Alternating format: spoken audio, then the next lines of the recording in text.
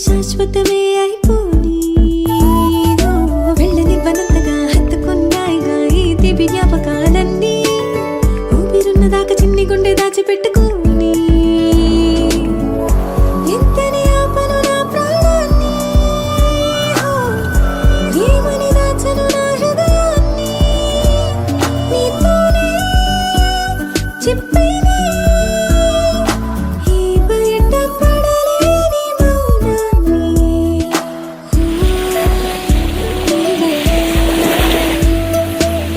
గువ్వల్లే ఎగిరింది మనసే ఈరోజే నా కలలో